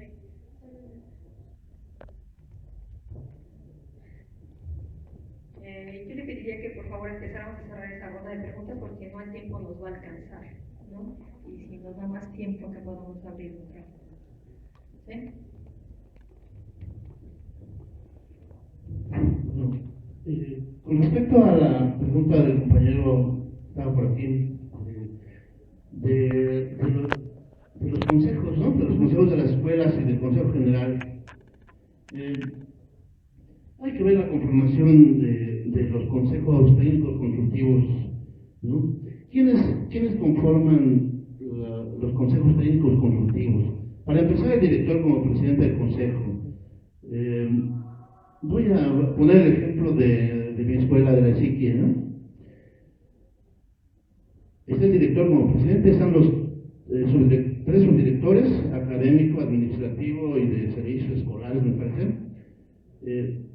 Ya son 4, ¿no? 4 gentes de parte de la autoridad. Están los jefes de carrera, tenemos 3 carreras, ya son 8. Está el jefe de la sección de posgrado, 9. Están los sindicatos tanto de docentes como de trabajadores de apoyo, que en la mayoría de las escuelas están comprados, están vendidos y obedecen a los intereses de la propia autoridad, sea la autoridad de la escuela o a la autoridad del instituto en general. Entonces ya tenemos ahí 10, 11, sí. Y tenemos por parte de los estudiantes un representante por carrera, ¿sí? Tenemos 3 carreras. Entonces, ya desde ahí, pues ya nos llevan la ventaja, ¿no? 11 contra 3. En las decisiones importantes del consejo, pues simplemente es antidemocrático, nos mayoritean. Y se me van todavía algunos números, pero la desproporción es mucho mayor. Es como de 20 como de 4 a 1, 5 a 1 la desproporción. Entonces, a la hora de tomar decisiones importantes, pues simplemente gana la parte de la autoridad. Y seguramente pues pasa lo mismo en el Consejo General Consultivo. Ahí creo que es peor. Ahí es peor porque pues están todos los directores de las escuelas, está el director general, y creo que está un representante por parte de los estudiantes. Hay un representante por área del conocimiento, ¿no? Un representante de físico-matemáticas, un representante de médico-biológicas, un representante de ciencias sociales. Entonces la desproporción en el Consejo General es mucho mayor, es totalmente antidemocrático. Nunca les vamos a ganar una decisión en el Consejo, ni local ni general. Bueno, fíjense que en esto de recuperar la venta histórica del instituto, también habrá que recuperar la venta histórica de la lucha social de este país. Digo, no es gratuito que la propia Constitución señale que la democracia es una forma de vida. Quiere decir que aquí nos han acostumbrado que el ejercicio democrático consiste cada 6 años en prepararnos para elegir por algún partido político y dejarlos que ellos hagan y deshagan en función de eso. Y eso está contradiciendo la propia Constitución. O sea, la implicación de todos nosotros debe ser cotidiana. Nosotros les decíamos, esta estructura debe de invertirse, las estructuras de gobierno, no solo en el instituto, sino en todo el país. Decían los zapatistas, hay que mandar obedeciendo, ¿no? Pero la única forma de hacer eso es consultar continuamente a los de abajo. si los de arriba se caen, si los de abajo se mueven. Entonces, me parece que es algo que tiene que ver con algo, con un problema todavía más complejo.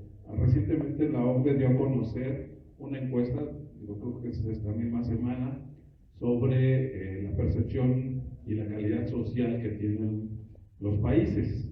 Ellos hicieron una encuesta donde le preguntaban a la gente de cada uno de los países en quién confiaría que no fuera de su familia. Uno de los países que resultó con más desconfianza es el nuestro. Es decir, nosotros ya no confiamos en los demás. La ruptura del tejido social que tiene este país es sumamente grave. Y eso impacta a todo, impacta las preguntas que nos hacían, porque el problema no, ojalá el problema solo fuera que en el Politécnico no se participa. Estamos viendo un movimiento sin precedentes en defensa de la educación pública, focalizado en algunos estados, y el resto nos quedamos viendo lo que hacen otros, ¿no? Cuando esto es una lucha crucial, lo que ocurra prácticamente en unas cuantas semanas, no hay más plazo, lo que ocurra en unas cuantas semanas frente a la lucha de la Coordinadora Nacional de Trabajadores de la Educación nos va a marcar a nosotros mismos. Y es parte de las cosas que discutíamos con los compañeros en la AGP. O sea, decíamos, el movimiento de la AGP tiene que converger con la defensa de la educación pública nacional que está encabezando la coordinadora. No hay otro futuro, es decir, no hay congreso democrático para el Politécnico si se derrota la lucha de los maestros de educación básica. No hay futuro, como eso también hay que tenerlo muy claro. O sea, no, en el imaginario no podemos estar pensando que vamos a triunfar por nuestro lado frente a un movimiento derrotado, con encarcelados, con gente asesinada, con la desaparición del normalismo rural, con la liquidación, porque eso es lo que se quiere, la liquidación de un sujeto social que fue construido en los normales rurales, de un maestro. Ustedes, digo, no hay que irnos muy lejos, pregúntenle a sus papás qué imagen tenía el magisterio el siglo pasado. Dirigían comunidades enteras, no fue gratis que los maestros fueran desorejados en este país, ¿sí? Encabezaban la lucha social. Entonces creo que esa es una tarea que tenemos que tener todos. ¿Cómo la pensábamos en el 87? Teníamos una enorme fortuna en el 87, que había una alta composición de compañeros de provincia. Esos rechazados que les decíamos eran compañeros de provincia. Ellos lograron entrar a las escuelas que se planteó por un movimiento fuerte, porque, repito, las autoridades han venido trabajando en el cambio de la composición social del instituto. ¿Por qué creen que Yolosóchitl se atrevió a cerrar los ojos frente a un movimiento emergente y a apostarle al Consejo General para que con la votación allí, cerrando los ojos, desaparecía toda la protesta en las escuelas? Por ese constructo de que ellos han venido desmantelando la composición social del instituto y apostándole para que los nuevos estudiantes sean estudiantes alienados a las políticas en boga, ¿no?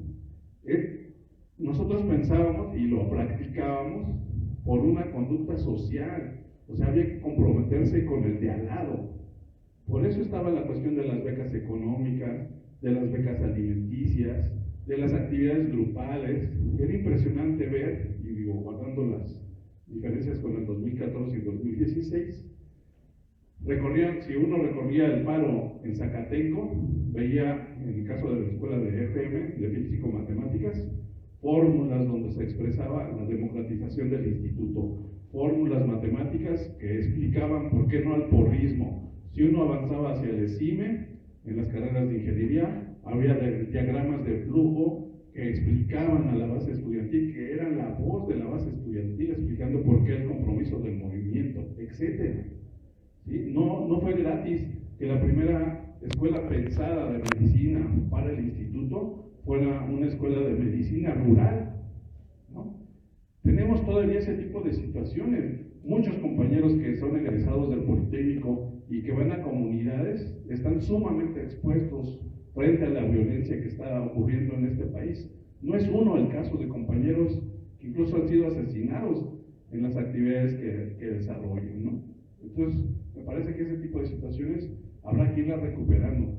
¿De qué manera volver a construir un tejido social interno en la escuela donde provoque que los mejores representantes sean electos y sirvan a la base estudiantil, ¿no? Creo que esto tiene que ver con lo que se discutió en la AGP, por ejemplo, ¿no?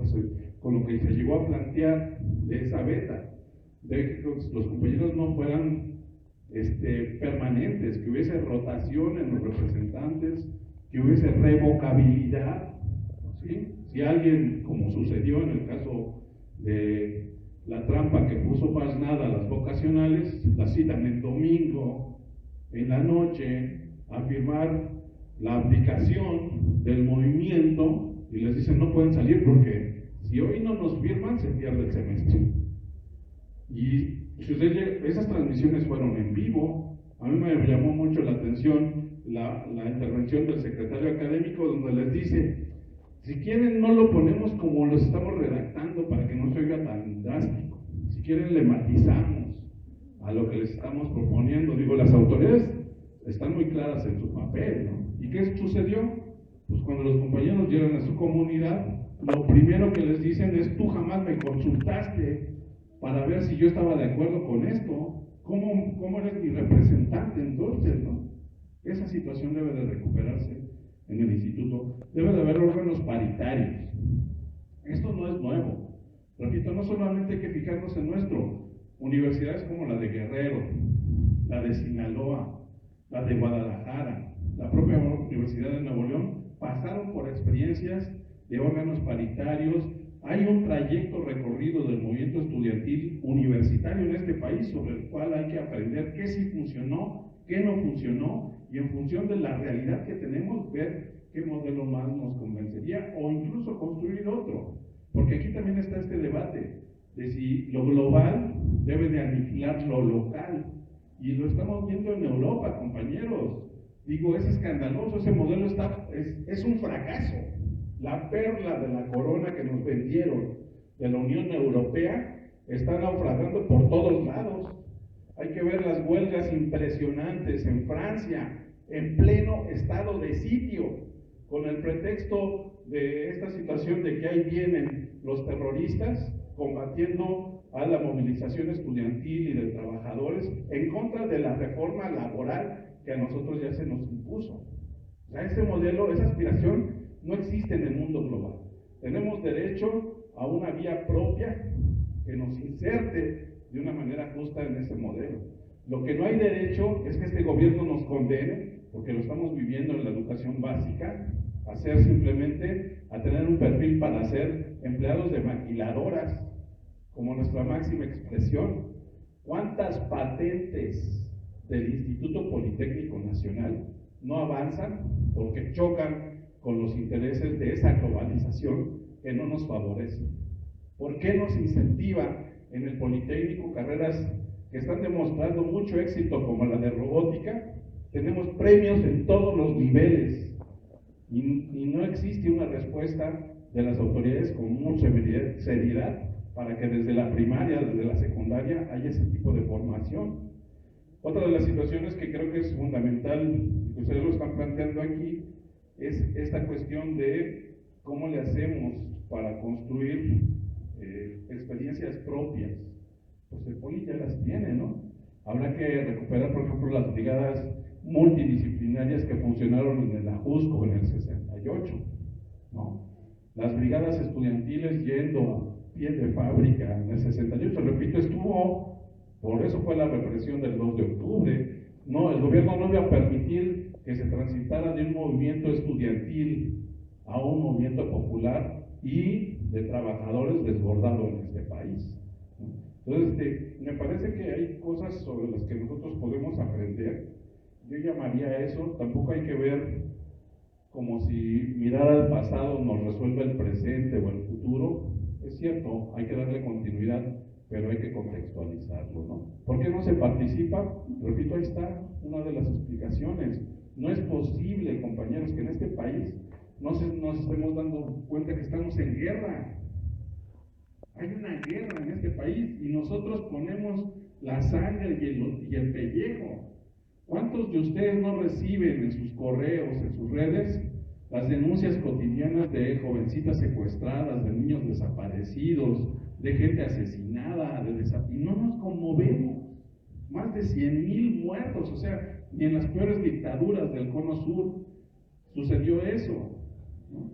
¿Cómo hoy mismo se puede detener con la mano en la cintura en una ciudad donde no ganó Peña Nieto, donde el PRD está en minoría, se pueda detener a 33 autobuses del magisterio y se les evite la libre circulación? Ustedes vean las fotos de los impresionantes desplegados, que lo vamos a vivir el viernes seguramente, en la marcha magisterial convocada, impresionantes desplegados de policía. Vean las estaciones del metro. ¿A poco no nos hemos dado cuenta de eso? De cuánta policía bancaria hay en cada estación.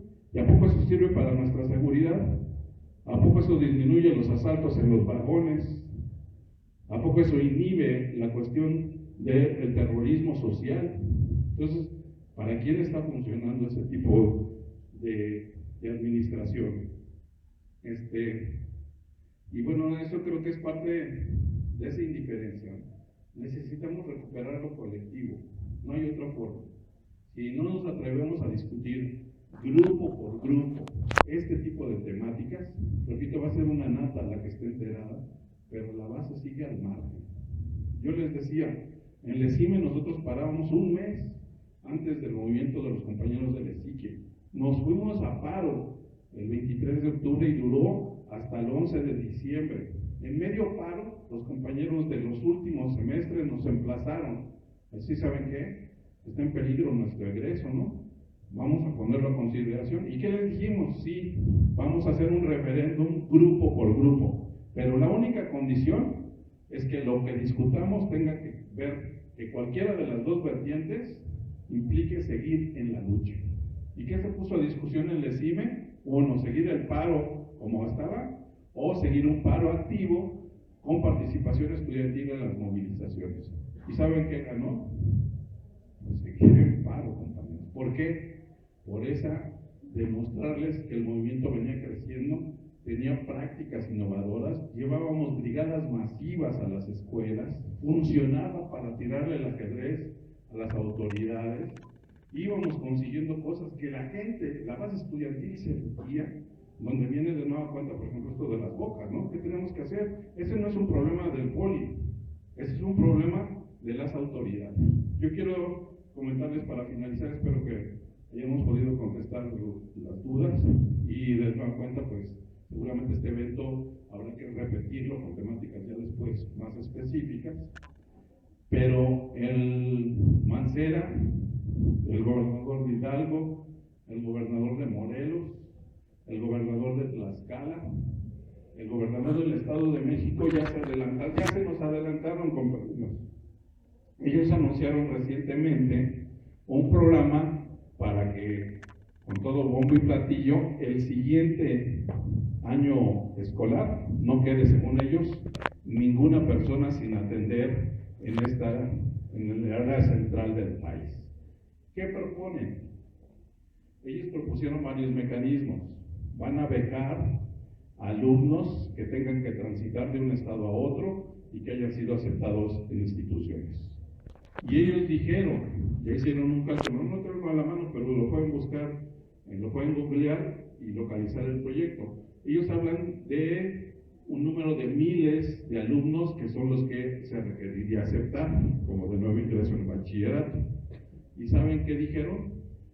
Que esos mismos miles de alumnos los tienen en lugares todas las escuelas particulares de esos estados, que van a ofrecer becas para que quien no quede en las instituciones públicas pueda cursarlo en las instituciones privadas.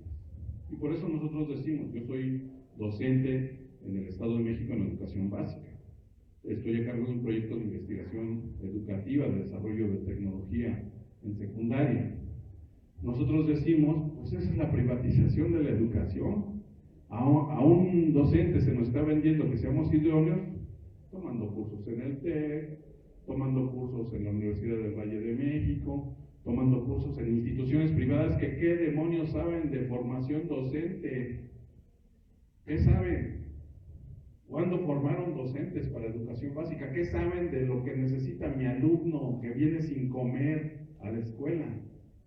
Ustedes deben de saberlo. Hay escuelas de tiempo completo donde los papás nos reclaman, nos dicen, porque ellos deberían de llevarse a sus hijos a la 1 y tienen que dejarlos 2, 3 horas más. Nos dicen, oiga maestro, mi hijo ve como un grupito de alumnos, o sea, no es el 20, 30% si acaso de las escuelas, a la 1 se les da tiempo para que coman. Mi hijo ve cómo los demás están comiendo y mi hijo vino ya sin desayunar a esta escuela. Eso es integración educativa, eso es justicia social. ¿Usted cree que mi hijo va a rendir más horas sin alimentarse si ni siquiera desayunó?